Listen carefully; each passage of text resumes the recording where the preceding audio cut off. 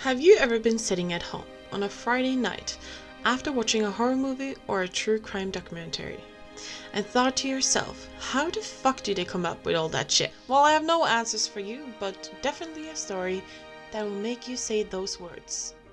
Please be warned that this episode will contain graphic explanations of rape, kidnapping, torture, and murder.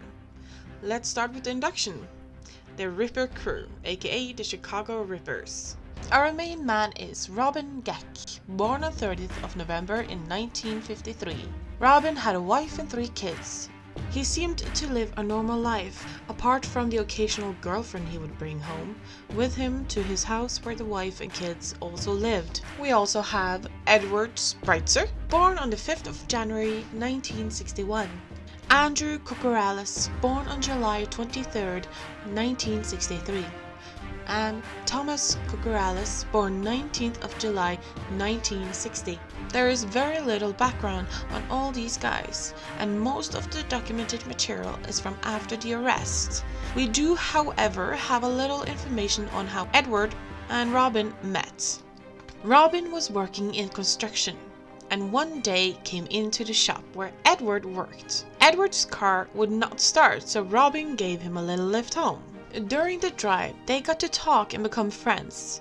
They would get along so well that Edward would live with them for a while and then also babysit Robin's kids. Some fun trivia for you guys. In Robin's early years, he worked with no one other than John Wayne Gacy, the killer clown who was sentenced for rape and killing at least 33 young men. Now, there are some people out there who thinks that John Wayne Gacy did not work alone, and some people suspect it was Robin who worked with him. This whole thing happened more or less right after Gacy was arrested. Now back to the story. Now all 4 of them are working together. They became friends and would go drinking together. Often while drunk, they would drive around in Robin's red, kind of orange, dodgy van and look for women. They would either take them to a motel or to Robin's house. In Robin's attic, they created their own little satanic torture chamber with all red walls, with a black upside down cross painted on them.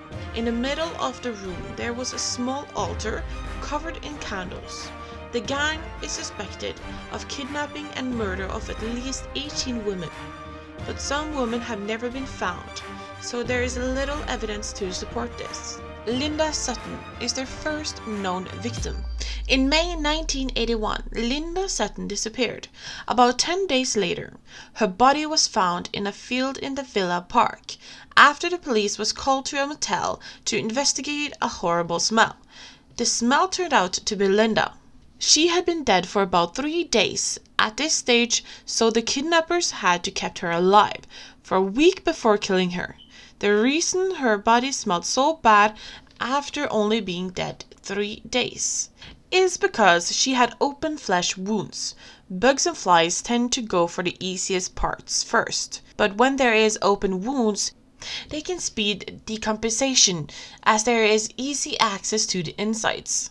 The gag that had been used was still in her mouth, and she was handcuffed. Her son had to identify her by her earring. In her sock, they found money hidden. This is a trick that a prostitute would use to hide the money. Fingerprints and dental records confirm she was Linda Sutton, 21-year-old, and a mother of 2. Now, what was done to her is brutal, so please be warned. As well, you probably want to skip the next part if you are eating. She had been raped, stabbed, sodomized, and both her breasts had been cut off. The left breast was removed while she was still alive. The crew liked to cut off the left breast as a part of a torture and then masturbate onto the breast and rape the wound on the woman. They would also rip off pieces of the flesh and eat it. In a statement to the police, Edward said that she was also raped with an empty Coke bottle. All of this was a part of their satanic rituals. Of course, Robin would read from the Satanic Bible.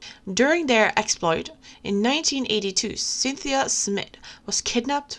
We don't know what happened to her as she managed to escape and survive. In February, another victim was found. She was a cocktail waitress who ran out of gas. She had left her purse and the keys in the car, so they figured out that she tried to go and get help, but the Ripper crew got to her first. She was not seen again until they found her body in a ditch. She had been raped and mutilated like the other woman. A few days after they discovered the remains of the poor cocktail waitress, they found the body of another woman. This woman still had her engagement ring on her when she was found.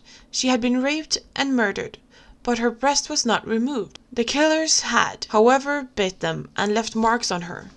In May 1982, Laurie Browsky, 21, was reported missing. She was kidnapped while walking the 3rd block from her house to her office. Her boss noticed that her shoes were outside the office along with her bag and makeup. When she was discovered 5 months later, she had been raped, tortured, and her breast was cut off. To remove the breast, they wrapped it into a piano wire and tightened it before cutting it off. Her body was found not too far away from where the body of Linda Sutton was discovered. She had been murdered with a hatchet. Just a few weeks after Laurie, they spotted Shay Mack, 30, in the middle of the night and took her.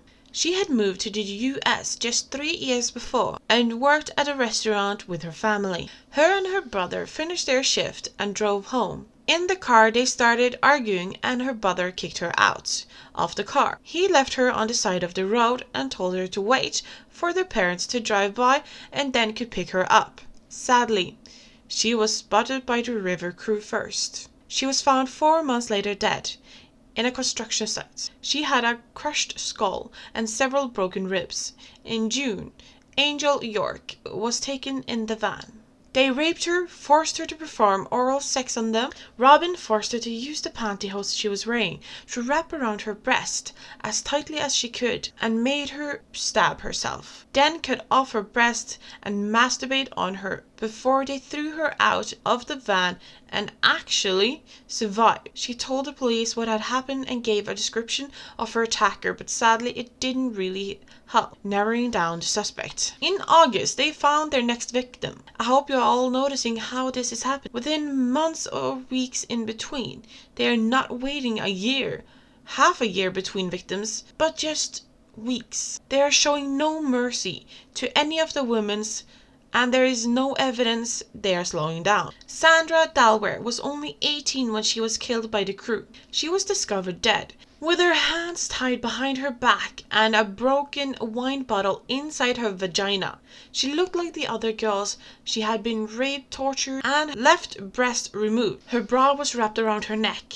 The body was discovered by a child. She had only been dead for about 6 hours when she was found. Rose David was next. Her body was found in an alley. They had stripped her of her clothes and raped and tortured her before killing her. She had a sock tied around her neck. Her injuries are very similar to the other woman, and Sandra Dalware, except her face had also been mutilated. Now, lucky for us, these bastards are about to get caught, but it's not because of good police work. Don't get me wrong, I'm sure the police did a great job, but without Beverly, Washington, they would not have gotten caught yet. Before we get to Beverly, we will mention Carol Peppas. She went missing in September and was found 5 years later.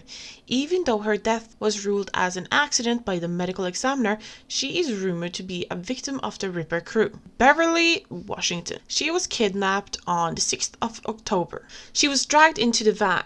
She was given some pills most likely used to sedate her. Her hands were tied behind her back, and she was taken to a house and moved to a bed. Here, she was tortured, raped, beaten, and had her breast cut off. To cut off her breast, they used a piano wire. They would tighten it around the breast until the pain was unimaginable, and she passed out. They assumed she died at the point and dumped her body. Then she woke up and she was at the hospital. After they dumped her body, they went out to kill Rafael Torrado. To earn some extra cash, they had accepted a murder-for-hire contract. They shot and killed Rafael. Luckily, the second man survived. Now we're going back to Beverly, who cannot speak yet while being hooked up to all sorts of machines. But she started writing. She was able to give the police enough information to make an arrest. She even remembered that there was feathers hanging in the car window. To identify Robin, the police had a lineup at the hospital. so that Beverly could identify one of the people that had done this to her. When she saw Robin, she got very uneasy and scared and identified him. In the statement to the police, Edward admitted to almost everything. He gave descriptions of what was done to the victims, how they worked, and what they did to the women that were taken. Once they kidnapped a woman and disposed of her body. They disposed of the body. Robin shot her in the head, and then they tied bowling balls to her body and dumped her in the river. The gang all did as they were instructed by Robin, who was no doubt the leader. The guys said it's because he had a supernatural grip on them. He had a certain way of sadistic power that made the other three do as he said. Of course, Robin denies it all. When they questioned Thomas, he confirmed that they did not bring the woman to the motel. They would bring her to Robin's attic, as long as the wife was not home. He also said that Robin was obsessed with breasts and would keep the ones he cut off. Thomas said that he once saw 15 breasts in a box. All the three have admitted to all the crimes and murders, given the police vivid descriptions of what they did to these poor women. Robin, however, denied it all and said he never hurt a woman in his life. The police also doesn't have any evidence that leads the police to think that he actually committed the murders. And he was not sentenced for murder, only attempted murder. Robin was charged with attempted murder, aggravated kidnapping, sexual assault, and rape. He was sentenced to 120 years in prison. Edward was charged with 5 counts of first-degree murder, attempted murder, 2 counts of armed violence, 3 counts of aggravated kidnapping, 2 counts of sexual assault. He was sentenced to death. This, however, changed to life in prison. Andrew was charged with 2 counts of first-degree murder, aggravated kidnapping. He was sentenced to death by lethal injection. Thomas was charged with first-degree murder and sentenced to 70 years in prison. That was later changed as he has now been released. Thomas gave an interview after being released and says he was innocent and had never done anything wrong. The cannibalism and torture is all a lie. He has never had anything to do with it. Thank you all for listening, and I hope you enjoyed. Goodbye.